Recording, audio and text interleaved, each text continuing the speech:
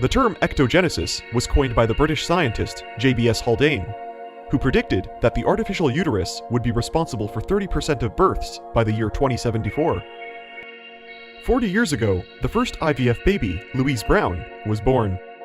Fast forward to the present day, and IVF is now commonplace.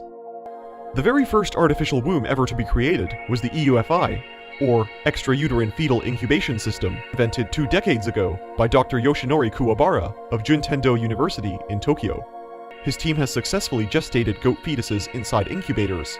The Japanese scientists were able to keep the goat fetuses in this environment for 3 whole weeks, but eventually ran into problems. However, a different exo-womb, in a recent study, they managed to bring 12 premature lambs to full term. In April, scientists unveiled an artificial womb undergoing testing on fetal lambs. Lambs that were tested in this system successfully developed in the same way as if they had never left their original biological environment.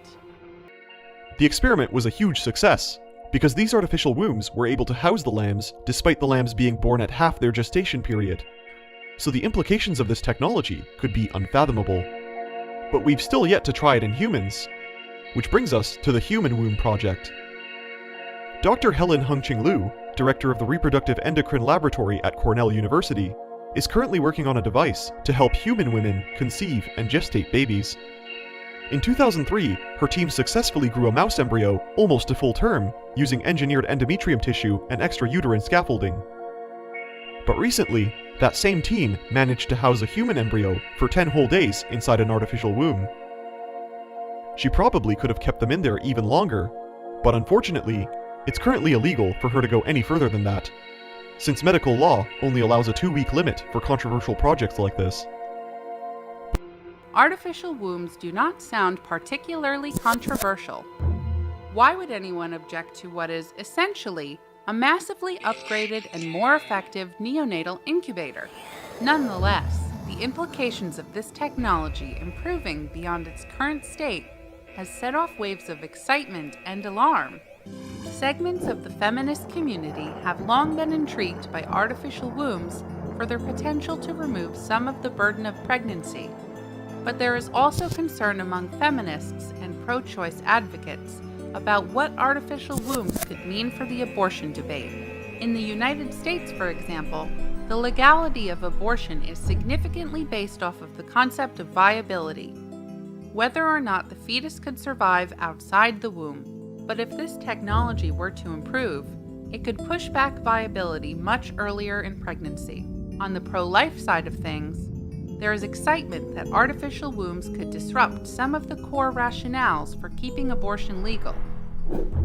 But there is also concern in conservative corners that artificial wombs might end up redefining much of birth and parenthood itself, and, down the line, end up decoupling birth from sexuality and gender entirely. Other individuals are warning about the economic dangers of artificial wombs. Could their development drive an additional wedge between the rich and poor, creating a class of individuals who give birth the old-fashioned way, and a select few who only carry their fetus through the first few weeks of pregnancy? What would all this mean for laws regarding maternity leave and the workplace? Would there be any psychological effects for a fetus that spends a chunk of its development away from its mother in a high-tech plastic bag? Whew!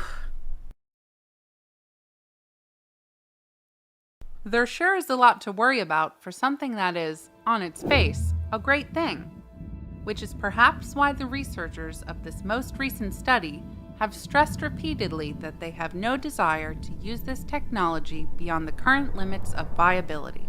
It's important to remember that this technology won't revolutionize everything we know about birth overnight. In fact, it's entirely possible that this artificial womb will become a reality in hospitals without disrupting societal norms any more than the introduction of the incubator did in the early 1900s. Nonetheless, we have to ask, are you interested in the prospect of artificial wombs, or would you rather not open Pandora's box?